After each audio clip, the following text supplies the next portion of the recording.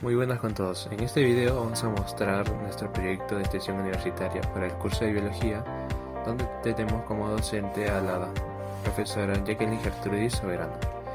Como integrantes de grupos tenemos a Gerson Díaz, Chris Díaz, Cristian Espinosa, Gustavo Encarnación, Diana Espinosa y quien les habla, Jorge Correa.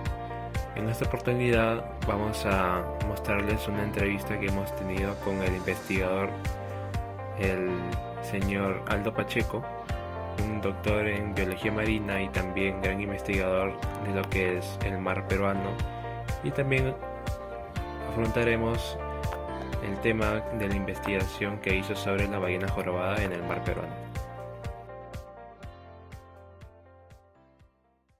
Buenas tardes, profesor Aldo. Somos estudiantes de la Facultad de Ingeniería Industrial. Ante todo, reiteramos nuestro agradecimiento por haber aceptado realizar esta entrevista. Bueno, en estos momentos vamos a pasar con la ronda de preguntas. Hemos podido leer un poco acerca de su biografía y encontramos que usted ha trabajado y estudiado en el extranjero. Hizo un doctorado en Alemania y un magíster en Chile. Además de ello, también vivió y trabajó una temporada en Chile, si es que no me equivoco. ¿Qué lo motivó a trabajar y estudiar en el extranjero? ¿Nos podría contar un poco acerca de su experiencia? Saqué la licenciatura en biología, que es amplia en general, ¿no? Y entonces yo empecé a explorar, digamos, distintas áreas a donde yo podía sentirme cómodo y empecé a tomar unos cursos que eran de maricultura, ¿no? Sobre todo de acuicultura y maricultura, pero principalmente los que estaban enfocados en la parte del mar.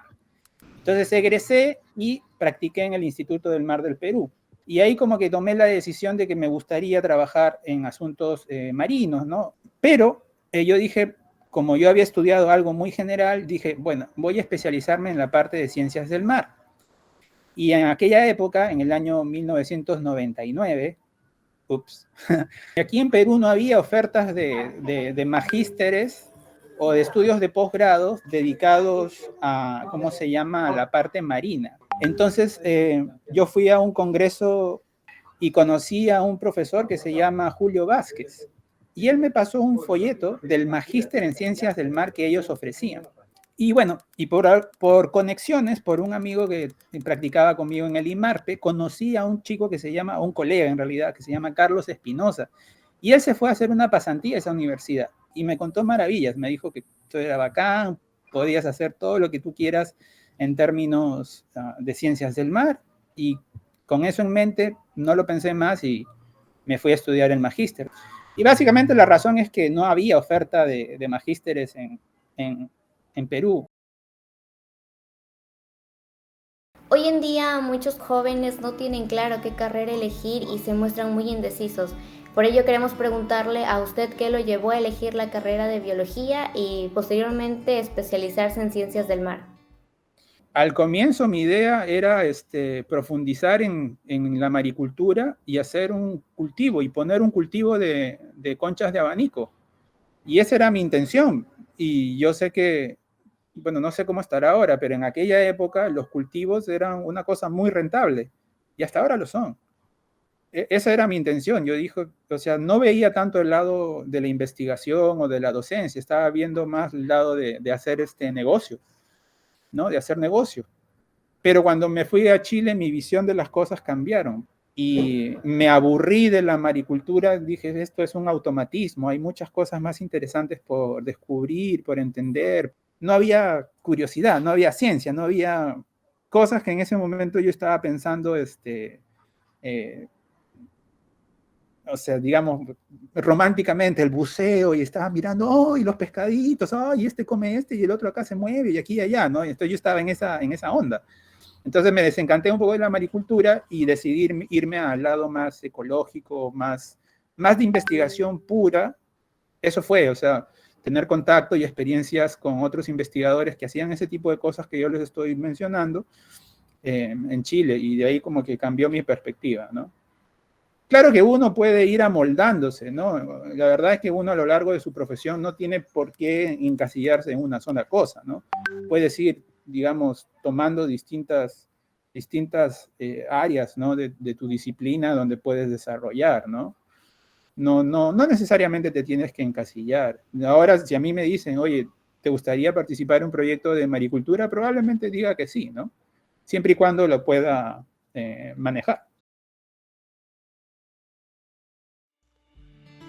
Nosotros hemos observado que en una de sus investigaciones está centrada en la ballena jorobada. ¿Cuál fue su objetivo? Lo que más hemos hecho es con la ballena jorobada. Y básicamente yo trabajé, y bueno, sigo trabajando, no trabajando de manera remunerada, pero sigo apoyando investigaciones en el norte de Perú sobre la ballena jorobada. Y la pregunta sobre la ballena jorobada era bastante simple, ¿no? ¿Qué hace aquí esta especie? ¿Está de pasada o se reproduce aquí? O sea, tiene sus crías acá. Y esa ha sido la pregunta que nos motivó, digamos, a colectar datos. Y al final la respuesta, digamos, lo proponemos en varias publicaciones, es que hace las dos cosas. Está de pasada, el norte de Perú es parte de su ruta migratoria, pero también tiene a sus crías ahí en la costa, en toda esta región, digamos que le dicen la zona reproductora, ¿no? El breeding area, ¿no? ¿Por qué? Porque nosotros hemos registrado cantidades enormes de mamás con crías así, crías de ballenas chiquititas, que obviamente o nacieron en la zona o muy cerca a la zona. Como fuese, la zona es de crianza por lo menos y súper importante en términos de la conservación de la especie. Y bueno, imagino que como parte de su investigación fue ver en vivo, ¿no? A esos animales. Y Sí, claro. Y la respuesta es sí, ¿cómo es la experiencia? Supongo que habrá sido emocionante. La primera vez que yo vi una ballena fue en la bahía de Mejillones, en Antofagasta, en Chile, y estábamos un día con unos amigos que tenían que colectar unos crustáceos para unos experimentos de fisiología, y de pronto estábamos en la costa, y ahí más o menos a como unos 30 metros de la costa sale un lomo así. Y lomo, yo dije, oye, de una ballena. Y era una ballenota que salió el lomo así, el soplo ¡puf! Grandote, y yo me quedé así como pasmado. O sea, nunca había visto algo o sea, tan grande era esa cosa, ese animal, que era una cosa impresionante, y quedé así como sorprendido, ¿no? Y también algo que es alucinante es escucharlas cantar, ¿no? Nosotros ponemos un hidrófono y grabamos sus canciones y las escuchas así, y es así como que te hipnotiza el canto, así te quedas así. Y luego cuando empiezas a entender al animalito, es un mamífero marino, ¿no? Es mamífero como nosotros, entonces hay muchas similaridades, entonces como que generas una suerte de empatía hacia los mamíferos marinos, ¿no? Como que te conecta un poco. De hecho, es una experiencia que, no sé, con palabras puede sonar bonito, pero es mejor que cada uno de ustedes lo experimente, si es que no lo han experimentado. Como sabemos, distintas empresas dedicadas al turismo ofrecen personas avistamientos de ballenas. ¿Cómo afectaría esta actividad a estos animales? Bueno, eso es algo que hemos estudiado también, el efecto del acercamiento de los botes a los grupos de ballena, y tristemente sí, hay un efecto negativo. Cuando los botes se acercan mucho o hay numerosos botes alrededor de las ballenas cambian totalmente su comportamiento. Empiezan a adoptar un comportamiento más de huida y se van alejando, y las madres con crías sobre todo son las que más se afectan, ¿no? Entonces nosotros ya hemos dado recomendaciones a que en el plan de manejo que existe ahora, de que por lo menos solamente pueden haber 3 botes avistando ballenas, ¿no?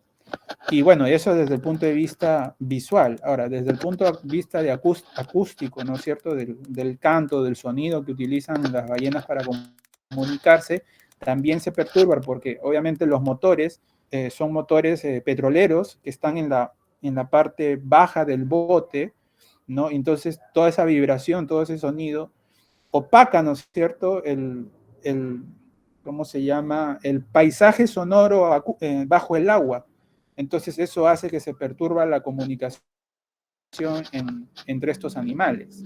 Y por lo tanto, ahí hay mucho trabajo que hacer, como por ejemplo cambiar motores por hacer unos menos ruidosos, hay unos motores eléctricos que se pueden poner a prueba, motores solares, y también obviamente regular el número de botes que pueden estar con un grupo de ballenas, ¿no? Sobre todo madres con crías, no más de 3 botes, y manteniendo una distancia de al menos 100 metros. Eso es lo que se tiene que hacer. Ahora, de aquí que se haga es otra cosa, ¿no? Depende del manejo y las autoridades y los mismos operadores turísticos ahí en la zona de avistamiento. Bien, al leer su investigación podemos darnos cuenta de que la recolección de datos conlleva un gran trabajo, ¿no? Y mi pregunta es, ¿cuáles han sido las mayores dificultades que presentó, por ejemplo, al investigar a la ballena jorobada?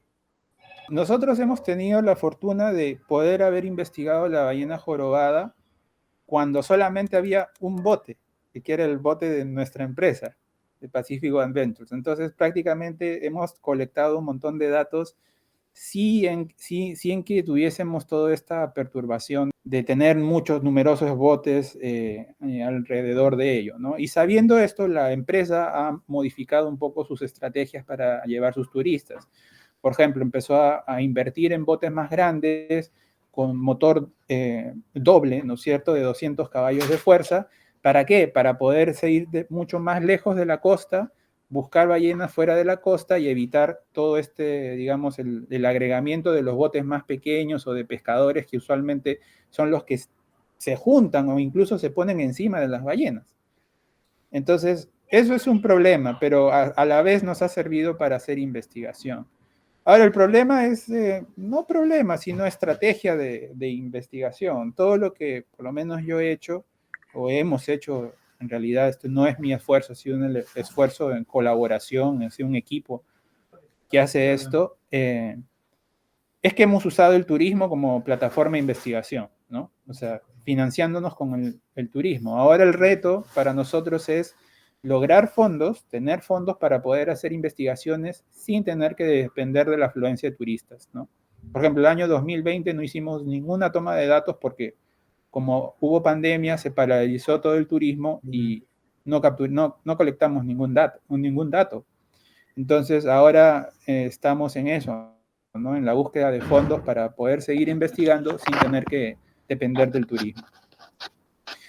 Realmente eso no es un problema, sino es algo que se tiene que hacer en realidad. Hay que ponerle esfuerzo y tiempo para hacerlo. Y es cierto también que esta ballena jorobada está en proceso de recuperación poblacional, ¿no? Sí, efectivamente está en buena recuperación. Aún no logra digamos, los números poblacionales pre-cacería, pero sí está yendo por un buen camino, ¿no? La tasa de recuperación es del 5%. Hasta el 2011 se estimaba que habían 6.000 animales en este lado del Pacífico Sur. Nosotros hemos participado en una estimación poblacional última y estamos calculando que hay entre 10.000 a 11.000 individuos en la población, o sea que en casi 10 años ha recuperado el doble esta población, así que las noticias para la jorobada son positivas. Hay muchas cosas que se puede hacer desde la casa. Primero, tratar de reciclar y tratar de evitar el uso del plástico, ¿de acuerdo? O si usas plástico, digamos, el desecho, asegúrate que sabes dónde desecharlo, ¿no? Que lo reciclas o lo desechas en un sitio donde se debe reciclar y no va a terminar, y que no termine en el mar. Segundo, cuando vayas a comprar pescados o mariscos, asegúrate que esos animales estén por la talla mínima de extracción, ¿no? Para que sepas que estás comprando un animal que por lo menos ha podido reproducirse una vez en su ciclo de vida. Y lo otro es comprometerse, ser activos, ser ustedes mismos activistas. Únanse a las campañas de limpieza de playas. Hay muchas cosas que pueden hacer, ¿no? Y como conclusiones, se tiene que esta especie se puede dividir básicamente en dos grupos, que son ballenas con cría y ballenas sin cría. Además, se sabe también que Con respecto al primer grupo, que comprenden a las madres con cría, su comportamiento con respecto al hábitat es de una marcada preferencia por habitar océano poco profundo y merodear cerca de la costa. Entonces se debe acabar total o en gran parte las actividades humanas que afecten a esta especie. Entre las actividades humanas que afectan a esta especie tenemos a la pesca, la actividad minera y la actividad turística. Con respecto a la pesca, se debe suspender esta actividad entre los meses de julio y octubre, donde justamente las ballenas realizan actividades de reproducción y crianza. Con respecto a la actividad minera, se debe suspender la exploración sísmica que conlleva a la explotación petrolera, causando así un ruido ensordecedor a los animales. Y por último, con respecto a la actividad turística, se deberían regularizar los procedimientos, debido a que el acercamiento logra perturbar aspectos conductuales hacia esta especie.